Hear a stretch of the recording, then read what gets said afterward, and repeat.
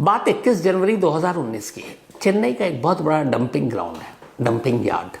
कई फिल्मों में आपने देखा होगा जहाँ शहर भर के कचरे को लाकर फेंका जाता है। बहुत बड़े एरिया में फैला होता है, वहाँ आप ज़्यादा देर तक खड़े भी नहीं हो सकते, बदबू इतनी तेज़ होती है। इत्तेफाक से मुझे ऐसे कई डंपिंग यार्ड में जाने का मौका मिला मजबूरी में, किसी न किसी क्राइम सीन के चक्कर में, और वहाँ वाकई खड़ा रहना मतलब क्या बताऊँ। आकर घर कई बार नहाते हैं तब भी बदबू नहीं जाती कपड़ों से, लेकिन पेशे की मांग है तो गया हूँ कई बार। तो 21 जनवरी 2019 को चेन्नई के इसी डंपिंग ग्राउंड से एक शख्स गुजर रहा था। अचानक उसकी नज़र कूड़े के ढेर में एक पॉलीथीन पर पड़ी। जब उसने पॉलीथीन को देखा जाकर करीब, तो वो सिहर उठा। उसके अंदर से कुछ इंसानी उंगलियां नजर आ रही थी। हिम्मत करके वो और करीब गया। जब करीब गया और उसने पैर से थोड़ा सा पॉलीथीन को हिलाया डुलाया तो एक पूरा हाथ बाहर निकल आया। वो घबरा गया। इसके बाद फौरन वो लोकल लोगों के ज़रिए पुलिस तक की खबर देता है। पुलिस मौके पर पहुंचती है, पॉलीथीन को खोलती है। पॉलीथीन के अंदर एक महिला का कटा हुआ हाथ था, राइट हैंड, और कुछ उंगलियां थी कटी हुई, और उसमें पैर भी थे। पुलिस ने उसको उठाया, इसके अलावा और कुछ नहीं। अब उसको उठाकर ले गई, हॉस्पिटल में रखवा दिया। तभी कुछ देर बाद चेन्नई के एक दूसरे पुलिस स्टेशन को एक और कॉल आई कि वहाँ पर एक अय्यर नदी है, उसी नदी के पास भी एक पॉलीथीन है, और उस पॉलीथीन में भी एक हाथ है और कुछ उंगलियां हैं। पुलिस वहाँ पहुँचती है, उस पॉलीथीन को उठाती है, उसमें से भी लाश के टुकड़े थे, ले जाती है। फिर शाम होते होते ऐसी एक दो जगह से और खबर आती है, सारे ऐसी सुनसान जगह। तो उन सारी जगहों पे पॉलीथीन एक ही तरह की और उसमें इंसान के हाथ पैर उंगलियां। तो वो सारी चीज़ें पुलिस इकट्ठा करती जाती है, और जब ये सारी इकट्ठा हो जाती है अगले दिन फिर इसके बाद कोई खबर नहीं आती। तो जो सारे टुकड़े जोड़े गए थे उसको देखकर ये पता चल गया था कि ये किसी महिला की लाश के टुकड़े हैं। लेकिन सर और एक पैर अब भी गायब था। बाकी जिस्म का पूरा हिस्सा मिल चुका था, सर नहीं था और पैर नहीं था। अब पुलिस ने उन सारे टुकड़ों के जरिए मरने वाले की शिनाख्त करने की कोशिश की। चेन्नई में जितने भी थाने थे हर जगह खबर भिजवाई गई, लेकिन कोई फ़ायदा नहीं हुआ। पुलिस आसपास के इलाकों में भी ढूंढती रही, कई टीमें बनाई गई। फिर पुलिस को लगा कि शायद सर और बाकी हिस्से जो है वो मिल जाए तो उससे कुछ केस को सुलझाया जा सके। तो उन्होंने कहा कि पहली जो क्लू मिली या पहला पॉलीथीन वो इसी डंपिंग यार्ड से मिला था, तो हो सकता वहाँ और मिले। अब पुलिस की कई टीमें मजदूरों को इकट्ठा करती है और करीब 12,000 टन कचरे को उलट पुलट करके रख देती है एक इंसानी सर और पैर की तलाश में। 12,000 कचरे टन, लेकिन कोई कामयाबी नहीं मिलती। अब राजीव गांधी जनरल हॉस्पिटल में इन सारे शव के टुकड़ों को रख दिया गया था। पुलिस अब कोशिश कर रही है कि महिला का एक बार सुराग मिले तो फिर आगे की कहानी पता चले। धीरे धीरे वक्त बीता, लेकिन कोई सुराग नहीं मिला। 25 दिन बीत जाते हैं। अब 21 जनवरी की जगह फरवरी का महीना आ गया। पुलिस के हाथ अब भी खाली है, मोर्चरी में उसी तरह लाश के टुकड़े हैं, सर और एक पैर गायब है। तभी 25 दिन के बाद चेन्नई के ही थुथुकुडी पुलिस स्टेशन में से एक फ़ोन आता है।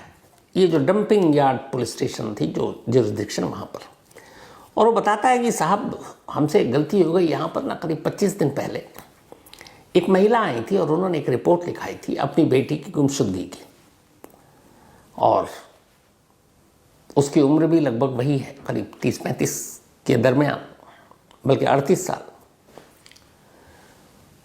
पुलिस को पहली बार क्लू मिला, वो उस एड्रेस पर जो कंप्लेनेंट थी उसके घर पहुंची।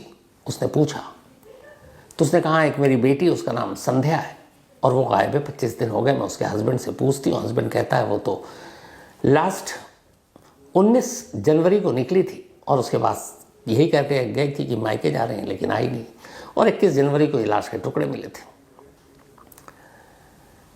अब लाश के टुकड़े हैं, सर नहीं है, पैर नहीं है, शिनाख्त भी कैसे हो। खैर फिर भी पुलिस वाले उसको लेकर मोर्चरी पहुंचे उनके घर वालों को। इस दौरान में एक पुलिस वाले ने कहा, साहब बड़ी हिम्मत करके मैंने देखी थी, जो लाश के टुकड़े थे, जो हाथ मिले उसमें एक हाथ पर एक टैटू बना हुआ है, और उस टैटू के जरिए भी कुछ शिनाख्त हो सकती है। तो दाहिने हाथ पर जो ये टैटू बना हुआ था वो उसकी माँ को दिखाया गया, जिस कंप्लेनेंट ने कंप्लेंट की थी। माँ ने जैसी टैटू देखी वो रो पड़ी कि यही उसकी बेटी संध्या है। फिर एक पैर जो मिला उसमें कुछ पाजेब टाइप की चीज़ें थी, उसने उसको भी पहचान लिया और इस तरीके से ये कंफर्म हो गया कि ये लाश जो टुकड़ों में अलग अलग जगहों से मिली थी ये संध्या की है।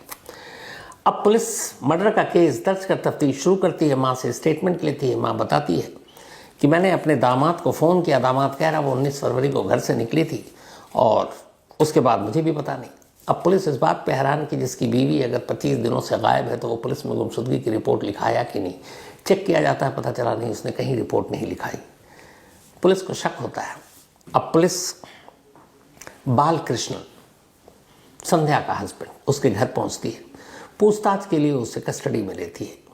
बालकृष्ण जो तमिल फिल्मों में एक प्रोड्यूसर हुआ करते थे और उन्होंने लास्ट एक फिल्म बनाई जो बॉक्स ऑफिस पर बुरी तरह से पिट गई, माली हालत ख़राब थी।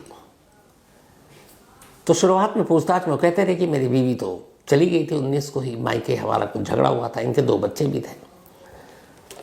लेकिन फिर पुलिस ने जब सीसीटीवी कैमरों को खंगालना शुरू किया तो पता चला कि 19 और 20 तारीख के दरमियान बालकृष्ण कई बार अपने घर से निकला और उसके हाथ में कई ऐसे पॉलीथिन थे जो सेम डंपिंग यार्ड से लेकर अलग अलग जगह मिले। पुलिस की टीम अब घर पहुंचती है। जब घर पहुंचती है तो सेम पॉलीथिन जिसमें लाश के टुकड़े मिले थे वही घर पर मिलते हैं।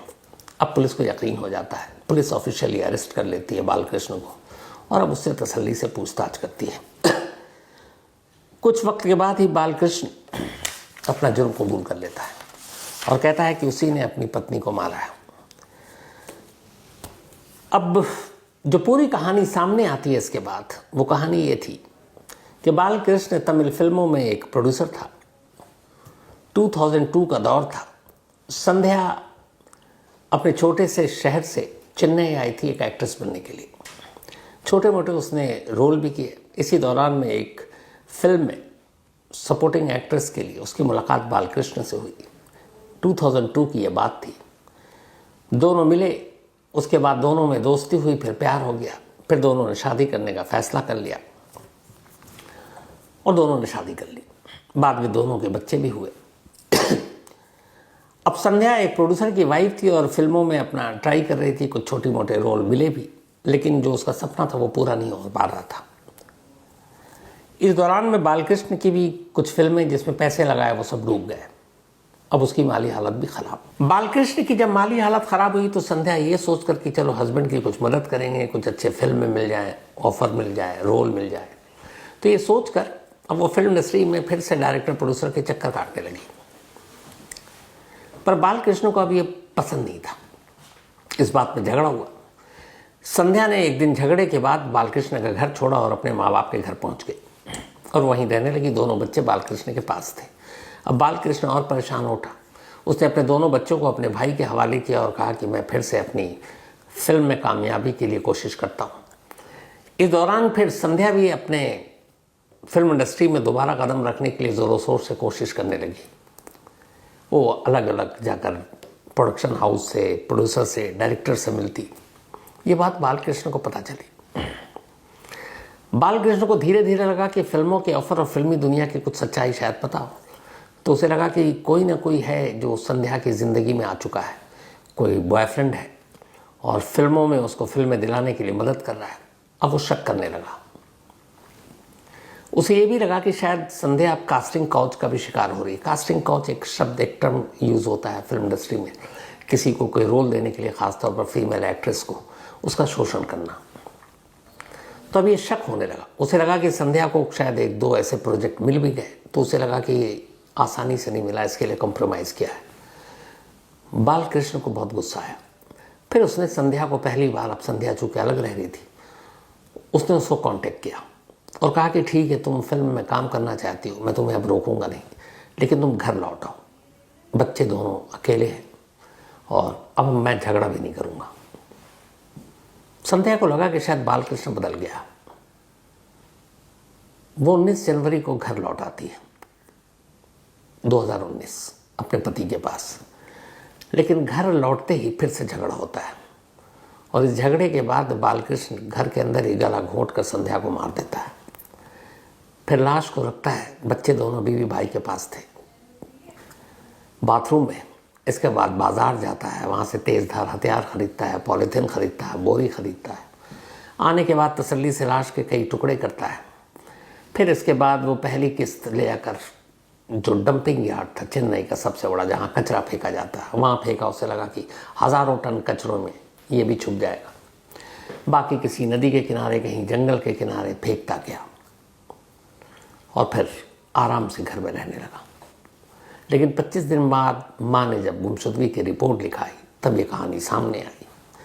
पुलिस ने उसकी सारी बातें सुनी, उससे पूछा सर और पैर। उसने कहा उसने डंपिंग यार्ड में ही फेंका। पुलिस ने फिर से तलाशी ली, कोई फ़ायदा नहीं हुआ। आज 6 साल हो गए। इन 6 सालों में संध्या का सर और बायां पैर दोनों बरामद नहीं हुआ और अब इसकी उम्मीद भी नहीं है।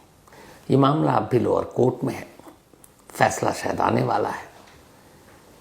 अपनी ही पत्नी का कत्ल और बेरहमी से लाश के टुकड़े और टुकड़ों को भी कहाँ कहाँ फेंका, डंपिंग यार्ड तक में जाकर। तो जब भी फैसला आएगा आपको अपडेट ज़रूर दूंगा।